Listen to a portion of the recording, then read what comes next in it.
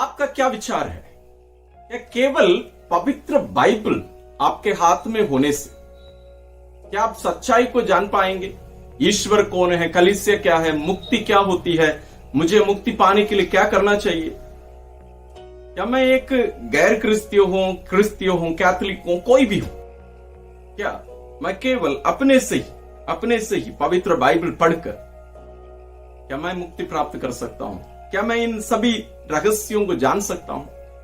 एक विशेष मुद्दा है ये, इसको समझना बहुत जरूरी है। आप जरूर सुने होंगे सोला स्क्रिप्तुरा, एक सिद्धांत जिसको 16वीं सदी में मार्टिन लूथर, जो वास्तव में कलीसिया से निकाल दिए गए थे, उनका एक सिद्धांत था, एक धारणा थी कि केवल पवित्र बाइबल, सोला स्क्रिप्तुरा, स्क्रिप्चर एलोन। आज हम इस मतलब को, इस सिद्धांत को, इस धारणा को समझने की कोशिश करेंगे। साथ ही मैं आपके सामने कुछ कारण रखूंगा क्यों यह सिद्धांत गलत है, क्यों हमें इस सिद्धांत को अपनाना नहीं चाहिए और अपनाने से क्या तकलीफ होगी। मैं ऐसे आपके सामने 10 कारण रखूंगा, इसलिए मैं आपसे अनुरोध करूंगा कि आप पूरा वीडियो देखिए। आइए हम शुरू करते हैं। सबसे पहले इन 10 कारणों को देखने के पहले हमें यह समझना जरूरी है कि ये केवल पवित्र बाइबल या सोला स्क्रिप्तुरा, इस सिद्धांत का मतलब क्या होता है? इसका अर्थ यह होता है कि केवल पवित्र बाइबल पढ़ने से एक व्यक्ति सच्चाई को, रहस्यों को, ईश्वरीय रहस्यों को समझ सकता है। उससे उसके बाहर से कोई भी मदद की जरूरत नहीं है। एकदम सिंपल शब्दों में इतना ही है सोला स्क्रिप्तुरा। लेकिन क्या यह सही है? मुझे पता नहीं कि आप कितने सालों से पवित्र बाइबल पढ़ रहे हैं। क्या आपको इतने सालों से पवित्र बाइबल पढ़ते हुए इसमें बताई गई सभी रहस्यों को क्या आप समझ पाते हैं? आपको कितने बार और किसी से कुछ पूछना पड़ा है?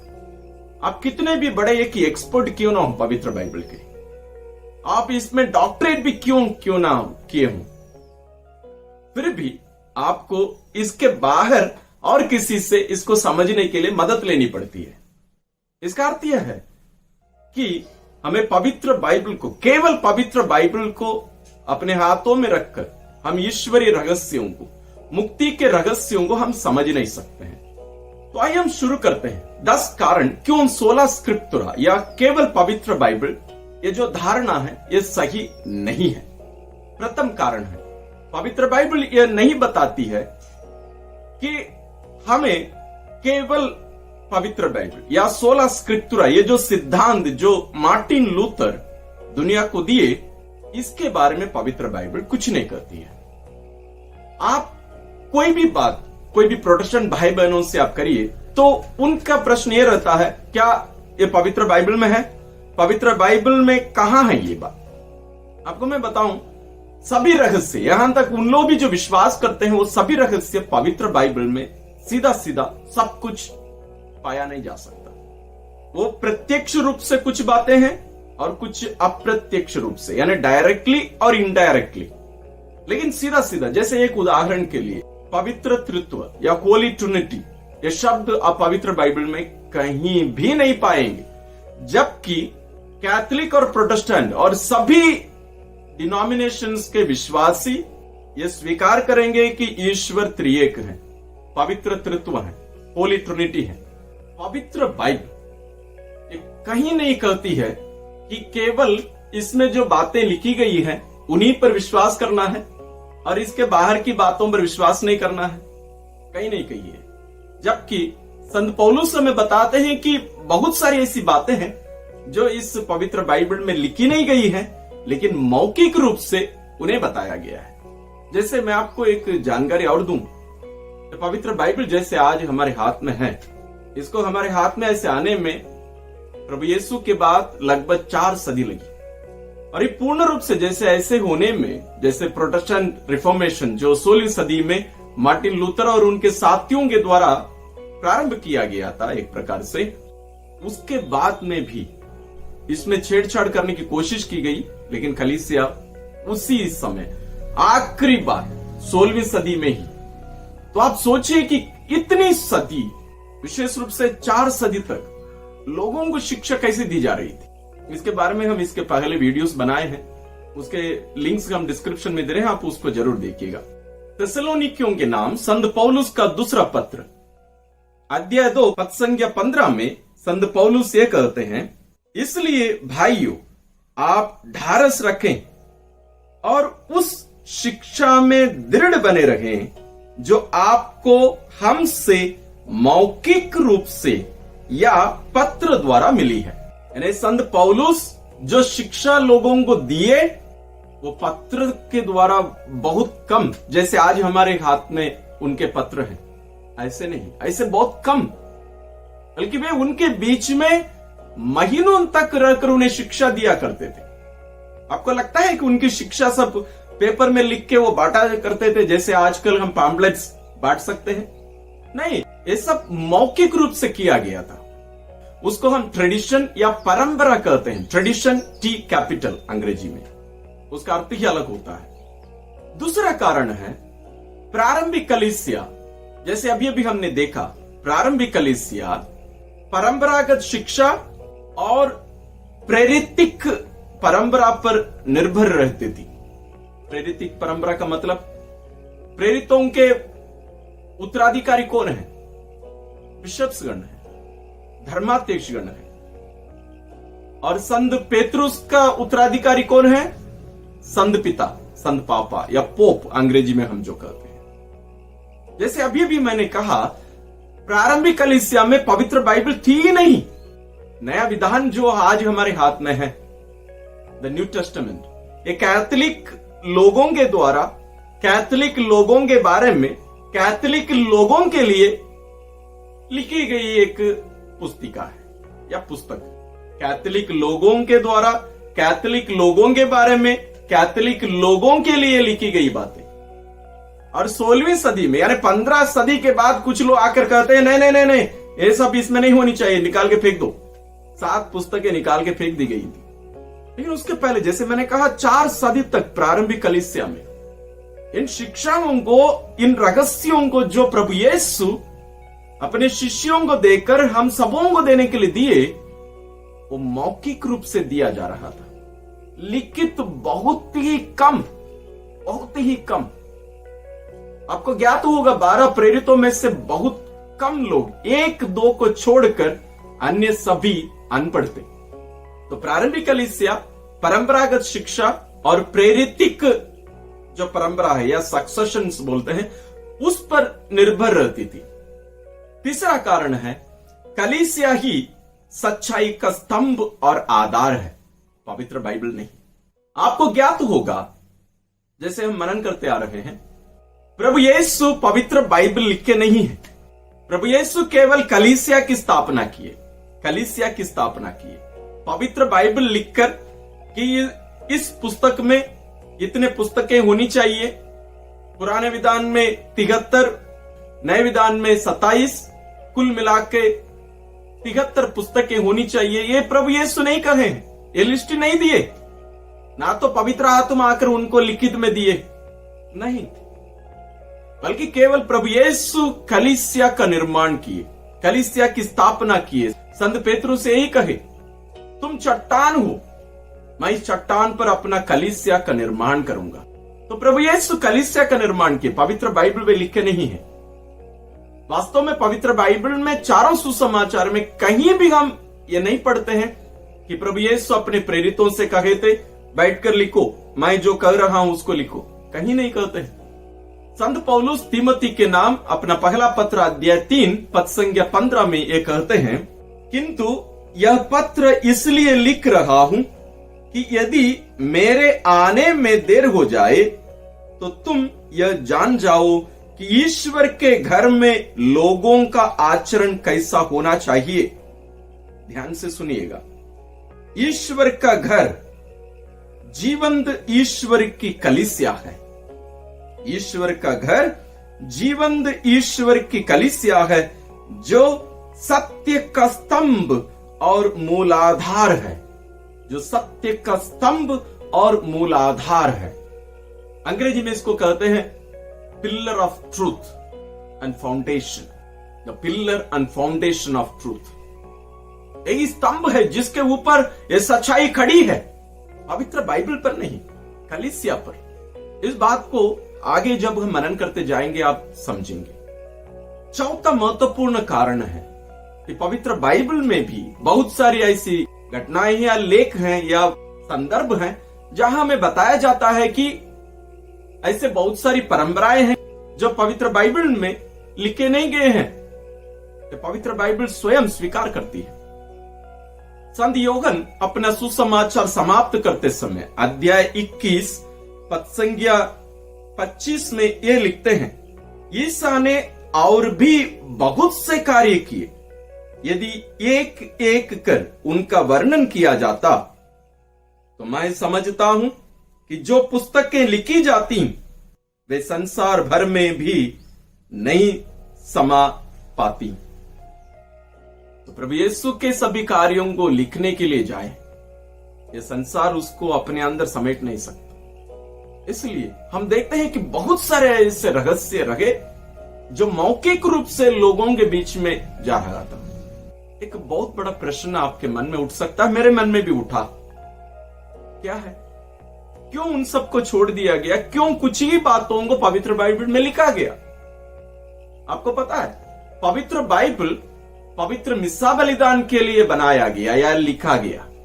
ध्यान से सुनिए, पवित्र मिस्सा बलिदान या पवित्र यूकरिस्तीय बलिदान, पवित्र मिस्सा बलिदान या यूकरिस्तीय बलिदान ऐसा एक ही कार्य है जिसको करने के लिए, उनकी स्मृति में करने के लिए एक ही कार्य, इसी कार्य को प्रभु यीशु अपने प्रेरितों के हाथों में सौंपे थे। एक ही कार्य उनकी स्मृति में करने के लिए, उनकी यादगारी में करने के लिए, एक ही कार्य, पवित्र यूकरिस्तीय बलिदान। और उस यूकरिस्तीय बलिदान में ईश वचन सुनाने के लिए लोगों के पास लिखित में कुछ नहीं था। अभी कलीसिया फैलती जा रही थी, हर जगह प्रेरित लोग रह नहीं सकते थे, उनके जो उत्तराधिकारी होते थे उन लोग भी नए नए लोग हुआ करते थे। अभी लोगों के हाथ में मिस्सा बलिदान के समय कुछ पढ़ने के लिए कुछ होना है, क्या सुसमाचार सुनाए अभी। तब लोग लिखना शुरू किए, तब लिखने शुरू किए। तो पवित्र बाइबल वास्तव में पवित्र यूकरिस्त के लिए जो लिखी गई बातें हैं उनको समेटने लगे, अलग अलग जगह पर जो मिल रहा था सबको समेटने लगे।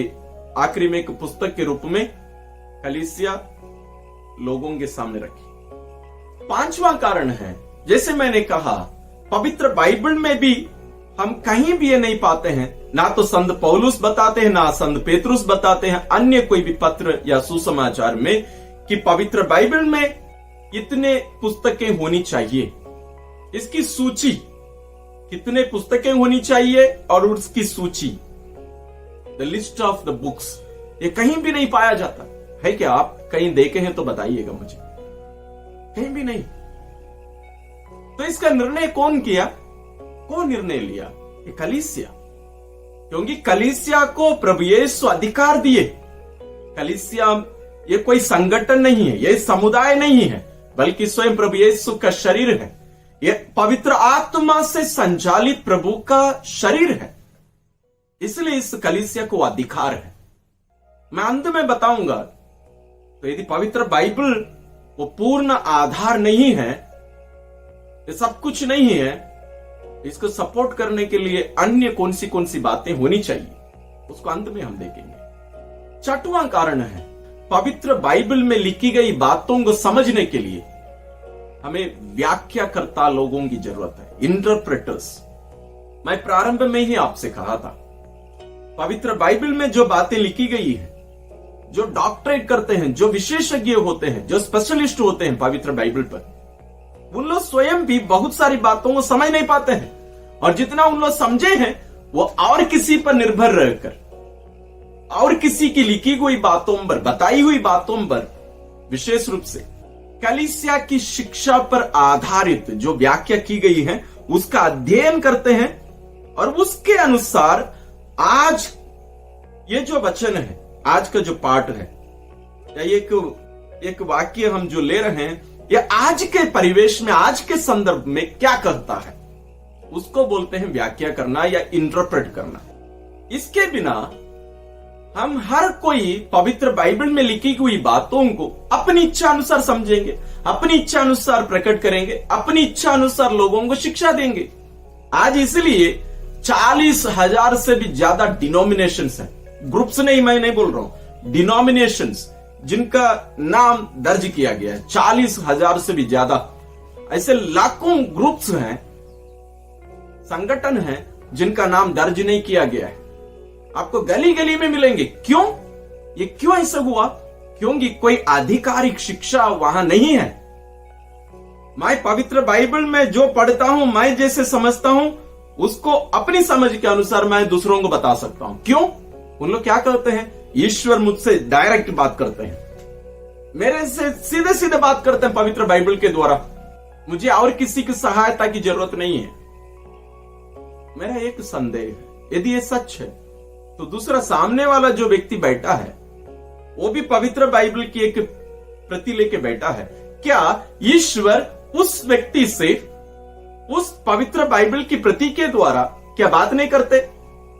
यदि आपसे बात करते हैं, मुझसे क्यों बात नहीं करते? और क्या आपको सीखने के लिए और किसी की सुनने की कभी जरूरत नहीं पड़ी? क्या आपको कोई जरूरत नहीं पड़ी? जरूर। इसलिए संत पेत्रुस अपना दूसरा पत्र अध्याय 1 पद संख्या 20 में ये लिखते हैं, किंतु आप लोग सबसे पहले यह अच्छी तरह समझ लें कि धर्म ग्रंथ की कोई भी भविष्यवाणी व्यक्तिगत व्याख्या का विषय नहीं होती। यानी ईश्वर की जो शिक्षा है, ईश्वर का जो वचन है, ये किसी भी व्यक्ति की व्यक्तिगत व्याख्या से उत्पन्न नहीं हुई है। ये पवित्र आत्मा से प्रेरित होकर वे सब लिखे हैं। मतलब उन बातों को हमें समझने के लिए कोई व्यक्तिगत रूप से उसकी व्याख्या नहीं कर सकता। वो अधिकार किसी का भी नहीं है। वो अधिकार केवल और केवल कलीसिया का है। वो अधिकार केवल कलीसिया का है, क्योंकि ये पवित्र बाइबल किसी भी व्यक्ति का व्यक्तिगत बपौती नहीं है। ये मेरी नहीं है, ये कलीसिया की है, और वो अधिकार, उसकी व्याख्या करने का अधिकार कलीसिया को है। इसलिए हम 16 स्क्रिप्चुरा या स्क्रिप्चर एलान या केवल पवित्र बाइबल, इस धारणा को स्वीकार नहीं कर सकते। 7वां कारण है, पवित्र बाइबल में सभी विश्वास की धारणाएं लिखी नहीं गई है। मैं कुछ उदाहरण आपको पहले दिया। त्रिएक ईश्वर के बारे में पवित्र बाइबल चुप है, मतलब वो शब्द वहां नहीं पाया जाता। वास्तव में प्रभु यीशु क्रिस्त ईश्वर है, ये तो है, लेकिन कैसे वे पूर्ण रूप से मनुष्य हैं, पूर्ण रूप से ईश्वर है, इसके बारे में पवित्र बाइबल में स्पष्ट रूप से कहीं भी लिखा नहीं गया है।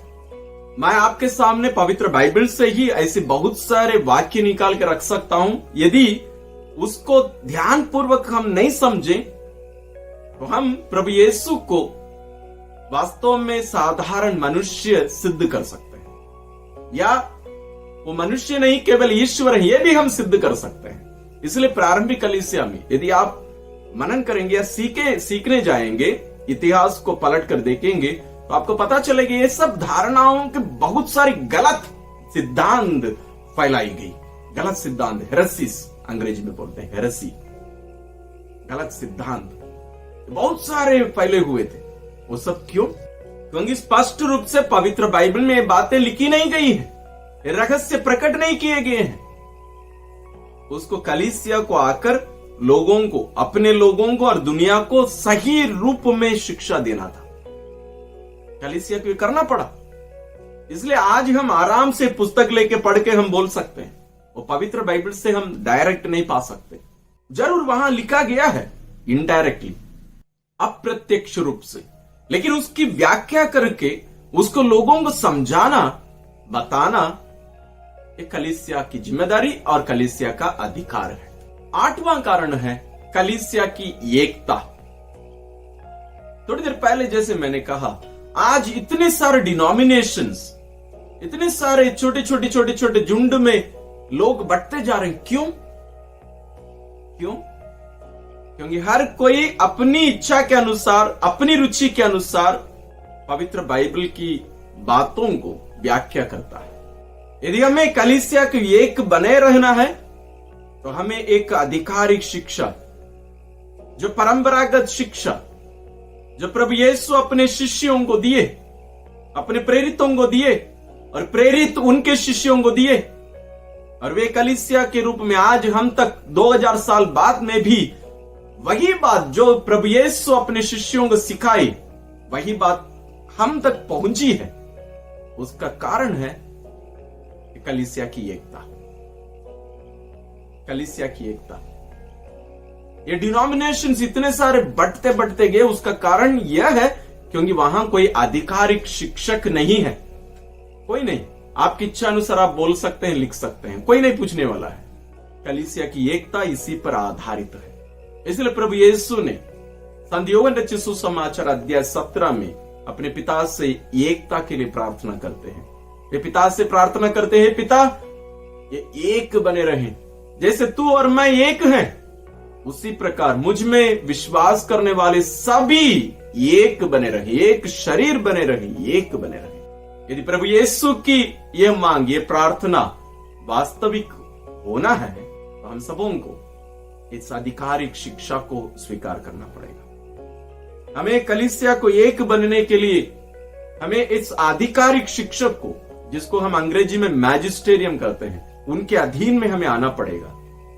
तब हम ये जो सिद्धांत हैं, धार्मिक सिद्धांत हैं, क्रिस्तीय विश्वास के रहस्य हैं, इन सबको हम सही रूप से एक साथ हम विश्वास कर सकेंगे। ना वो महत्वपूर्ण कारण है, मैं सोचता हूं ये सबसे महत्वपूर्ण कारण है।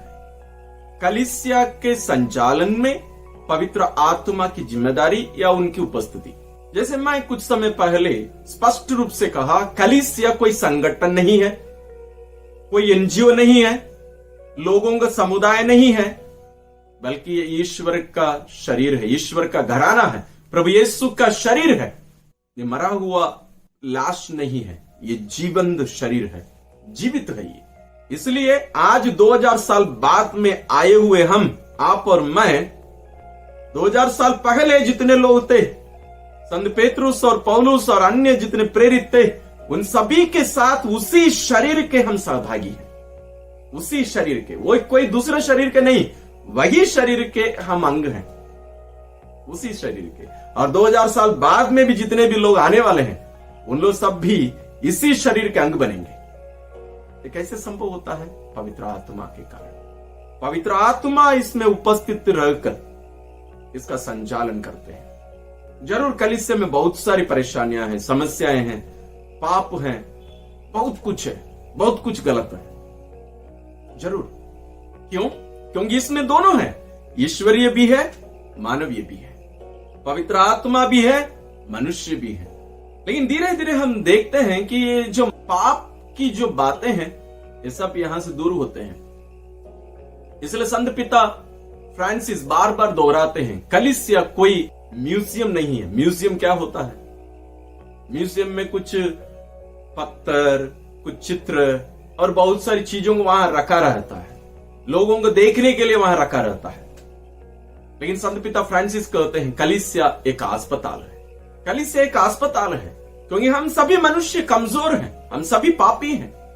यहां हमारी इलाज होती है, यहां हमारा निर्माण होता है, यहां हमारा पोषण किया जाता है, यहां हमारा रूपांतरण किया जा रहा है प्रभु यीशु के रूप में। एक कलीसिया है और यह सब कार्य कौन करता है?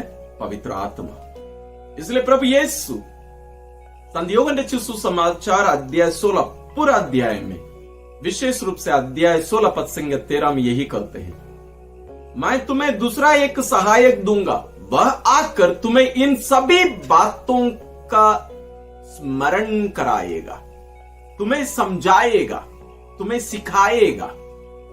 कौन? पवित्र आत्मा। इसका एक उदाहरण प्रेरित चरित्र अध्याय 15 में हम देखने को मिलता है। पहली महासभा, कलीसिया की पहली महासभा यरूशलेम में गठित हुई थी या बुलाई गई थी, जिसमें 12 प्रेरितों के साथ साथ पौलुस भी उपस्थित थे और इनके साथ साथ अन्य मुख्य लोग भी वहां उपस्थित थे। अध्याय 15 पढ़ के देखिए। और उसके अंत में उन लोग विचार विमर्श किए, प्रार्थना किए। उसके अंत में वे क्या कहे? प्रेरित चरित्र अध्याय 15 पद संख्या 28 में लिखा है, पवित्र आत्मा को और हमें यह उचित जान पड़ा कि इन आवश्यक बातों के सिवा आप लोगों पर कोई और भार ना डाला जाए। पवित्र आत्मा को और हमें यह उचित जान पड़ा। महासभाएं, एक व्यक्ति बैठकर यह निर्णय नहीं लेता है, बल्कि वे पवित्र आत्मा की प्रेरणा से इस पर विचार करते हैं। आज भी हमारे समय के लिए, हमारे संदर्भ में क्या होना चाहिए, यह हम केवल नहीं बता सकते, बल्कि कलीसिया एक शरीर के रूप में पवित्र आत्मा से संचालित होकर इस पर विचार करती है। इसलिए बहुत ही महत्वपूर्ण एक बात है। 10वां कारण है ऐतिहासिक शिक्षा और प्रेरितों के शिष्यों की शिक्षा। इसको हम परंपरा कहते हैं। प्रभु यीशु की बहुत सारी बातें, जैसे हमने थोड़ी देर पहले देखा, सब कुछ लिखी नहीं गई है। बहुत कुछ मौखिक रूप से आगे बढ़ता गया, और कुछ बातें जो प्रेरित थे, 12 प्रेरित प्रभु यीशु के, उन लोग अपने शिष्यों को सिखाए, जैसे वे प्रभु यीशु के मुख से सुने।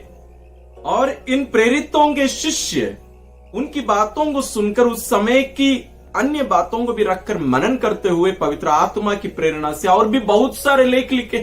इतने पत्र नहीं है पवित्र बाइबल में, जरूर नए विधान में 21 पत्र हैं, लेकिन इनको छोड़कर और भी बहुत सारे पत्र हैं। अंताकिया के संत इग्नासियुस के पत्रों को लेकर पढ़कर देखिए।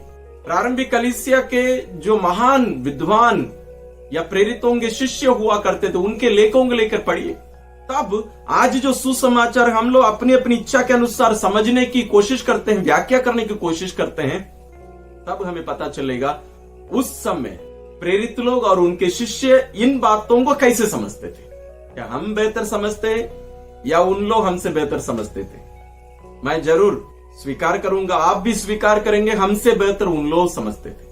इसलिए उनके लेखों को भी आज कलीसिया पढ़कर आज के परिवेश में हमें इस बात को कैसे समझना चाहिए, इन सभी बातों को रखकर हमें सिखाती है। वैसे एक पुस्तक है the Catechism of the Catholic Church, Catholic कलीसिया का आधिकारिक शिक्षा, एक पुस्तक है the Catechism of the Catholic Church. उसके अंतर्गत आपको बहुत सारी बातें, या मैं कहूं क्रिस्तीय विश्वास की सभी बातें लगभग उस पुस्तक में आपको मिलेंगी।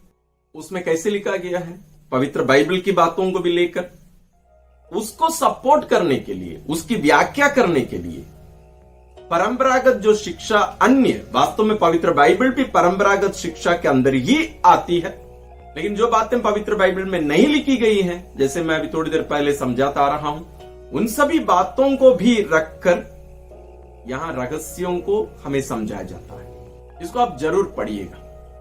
अब हम हमारे मनन चिंतन के समापन में आ रहे हैं। अभी आपके मन में एक बहुत बड़ा प्रश्न उठ रहा है, मेरे मन में भी ये प्रश्न था, यदि केवल पवित्र बाइबल हम जो कहते हैं वो गलत है, तो सही क्या है? सही क्या है? इस बात को ध्यान से सुनिएगा। कैथोलिक कलीसिया क्या सिखाती है? कैथोलिक कलीसिया सिखाती है पवित्र Bible is the primary source of revelation. Primary, ये प्राथमिक है, लेकिन सब कुछ नहीं, प्राथमिक। इसके साथ साथ क्या होनी चाहिए? दूसरी बात है tradition, T with capital, tradition. तीसरा है कलीसियाई आधिकारिक शिक्षा, मैजिस्टेरियम। ये 3 बातें आनी चाहिए, यानी पवित्र बाइबल, ट्रेडिशन यानी परंपरा, ट्रेडिशन विथ कैपिटल टी, और तीसरा मैजिस्टेरियम यानी कलीसियाई आधिकारिक शिक्षा, संत पिता और सभी धर्माध्यक्ष। ये 3 क्यों जरूरी है? तीनों एक साथ आने की क्या जरूरत है? हम जैसे मनन करते आ रहे हैं, जो पवित्र बाइबल में बातें लिखी गई हैं, जो रहस्य लिखे गए हैं, जो रहस्य प्रकट किए गए हैं, इनको समझने के लिए समझाने वाला एक व्यक्ति, एक आधिकारिक व्यक्ति होना चाहिए, जो गलत सिद्धांतों का खंडन कर सके और सही शिक्षा को कायम रख सके, बनाए रख सके। वह जिम्मेदारी इस मैजिस्टेरियम करता है। कलीसियाई आधिकारिक शिक्षा ये जो होते हैं मैजिस्टेरियम होता है वो करता है, लेकिन इसकी व्याख्या अपनी मनगढ़ंत बातों के अनुसार, अपनी इच्छा के अनुसार वे नहीं कर सकते। तो कैसे करना है? उसके लिए परंपरा का सहारा लेते हैं।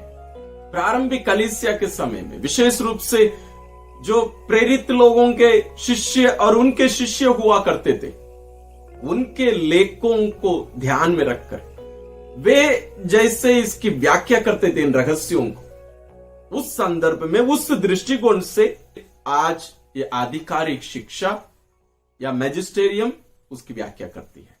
इसलिए संत पिताओं का लेख आते रहते हैं, एनसाइक्लिकल्स, एक्सोटेशंस और बहुत सारे ऐसे आते रहते हैं। क्यों?